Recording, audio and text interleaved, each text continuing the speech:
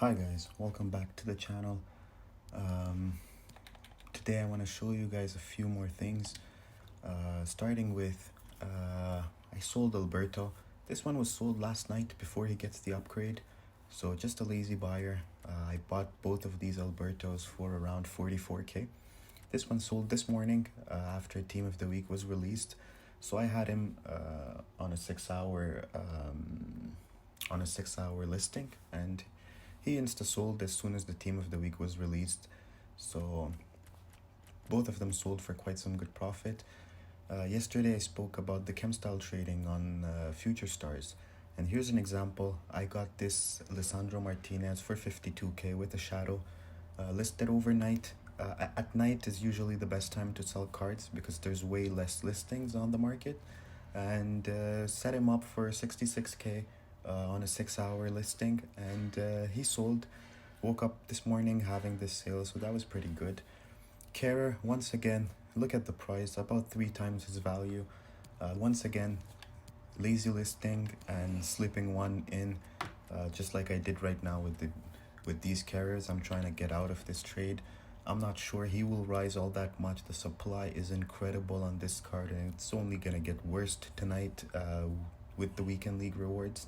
But yeah, I do expect at some point, if you guys buy it tonight, he is gonna rise. But compared to the price I bought them, around 65-70k, it's gonna be very difficult to keep him on the transfer list and waiting for his price to rebound to make profit.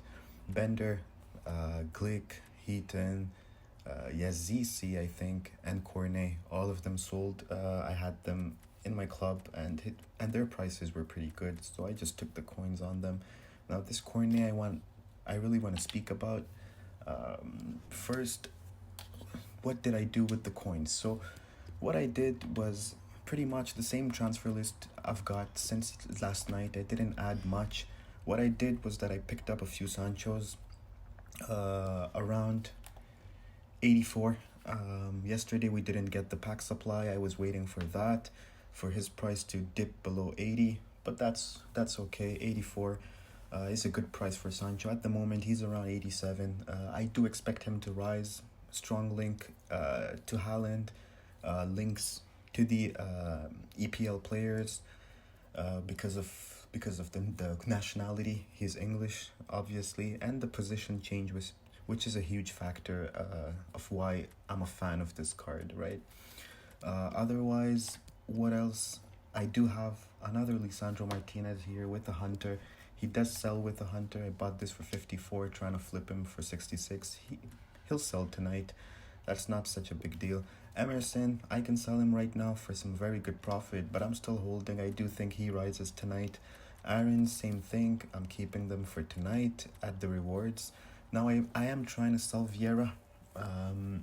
I bought him for 1755, which is a very good price during the panic about 2 months ago. Now I'm trying to sell this card because I do expect prime moments to come out this Friday. There will be a small window of panic during which I do think I can get this Vieira for about 2 mil. So why not take some kind of profit from this card? Otherwise, I did make a few other purchases with the coins that I made. I did not add Neres, but I did buy another Lisandro for 46 on bid, which is a very good price. I can flip him right now for some profit. Now, if we move into the unassigned players, you're gonna see I made a huge investment with the coins I made. The menus are just so slow for the past week. It's incredible. Fine, so there's another Sancho there, which I bought for 85. This one is fresh. Yes, both of them are fresh, so that's good. Now, Doucouré was announced in the Team of the Week. As soon as he was announced, he was panic sold. I did buy a few of him. If you look here, 42, 41, 42, 42, 38, and 42. Now, I did pick them up all up for 42 with shadow, which was very important for me to have him with shadow. In case his price dips, there's always going to be an extra value added onto this card because of the shadow, which is very expensive. The only one I bought without shadow was this one with an engine, but I got a massive undercut, so I did buy this one too. Now Cornet, you guys saw, sold him for 19k overnight. bought these two for 12 and 10. Now, Cornet, I've been watching him for over 2 or 3 weeks now. Every night he sells for around 18, 19K. And every day I buy him for around 11, 12K. So whenever you see this kind of card dropping, do start the buying on him, because he does rebound quite a bit. And the reason being is very simple. If you look at, for example, Cornet here, and I'm going to show you guys how to trade these kind of informs. Now, I don't expect his range to be over 70K, so let's see how many are on the market. And this is where you can see just how rare this card has become because of him being submitted into a lot of SBCs. So if he allows me to have quicker menus, it's going to be way faster. But I just want to show you guys a bit about what you can do with informs that are not that like don't have that much supply left anymore. So there's about less than 6 pages of him. So anytime he gets into an SBC solution, about 2 pages just disappear. Now another example of this, of how it happens, if you have a look here at Albiol, right? Albiol, at the moment, the cheapest you will get him is around 45K, right? I'm gonna show you guys. There you go, 45. The cheapest, 85 rated inform. Now, I'll show you guys an example. 45 for an 85 rated. If we have a look at Delict, for example, Delict, let's try and find a special card. Man, these menus have been killing me. So let me try and get this higher, around 25 maybe. Okay, there you go. So the 86 Delict is selling for 15K cheaper than the 85 Albiol. Now the reason being is that this card has more supply than the other one. So obviously if a mid-icon SBC or something comes out, I would expect Albiol to at least hit Delict to at least hit Albiol's price and even go higher than that. And the reason being is that this card is supplied a lot into the market. It's still there. It hasn't really been into SBC solutions because 86 rated informs are less popular than 84s and 85s because of the SBC's requirements. But at some point, we're going to start getting better and better cards into the game, and the SBCs will require higher rated informs. So that's another investing. I would buy this Delict for 30K or cheaper. I do think you can get quite a bit at 28. Now another thing they did release today, we did get Arthur. Now I wanted to go over this with you guys. Arthur. Now I'm a Barca fan, right? So okay, where is he now? I can't find him. Okay, there you go. Player moments Arthur. 4-star, 3-star, medium. That's already not very good for a midfielder. Now, the pace is not very good. If the sprint speed was above 80, that would be good. Otherwise, if you look at this card, very good dribbling, very good passing, but defending is good, not that bad. But the biggest issue of this card is the stam. 79 stamina. If you put this guy even into a 4-4-2 and he needs to go box to box back and forth, he's going to be dead by the 60th minute or 65th minute. So I would not really much do this kind of SBC, especially for 200K, which is very, very expensive. That's a cash grab, in my opinion. I do wanted to speak about tonight with the Weekend League rewards. This guy, I totally expect him to rise a lot out of packs. Palacios, very, very good stats. He's an insane midfielder. I really want to try him out in my squad as well. 80 finishing, the stam, 98 stam, which is insane. Defending is very, very good player. And on top of all of that, high work rates, which is ideal for a box-to-box midfielder. 4-star. This is a very good pickup, in my opinion. There's Malin as well, which I also spoke about a few days ago. Malin is also a very, very good pickup, in my opinion. I do expect this card to rise quite a bit out of packs. Very, very popular player.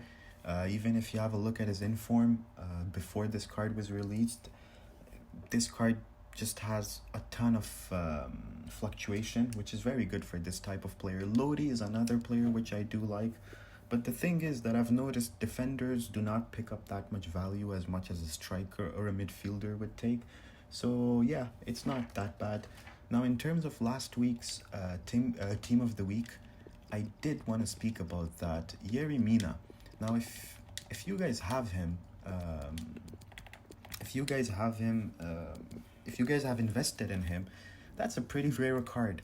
This card is gonna be in a ton of SBC solutions, and it's already quite rare for an 84 rated inform. If I had invested into this card, I would probably hold this card for a while. I do expect his price to hit around 22k by next week, and this is that type of a card that the longer you hold, the more profits you will accumulate over time. In terms of team of the weeks from this week, please do wait for lightning rounds. If icon moments are released, we're gonna see a ton of packs being opened during lightning rounds, and this is when they will be at their cheapest.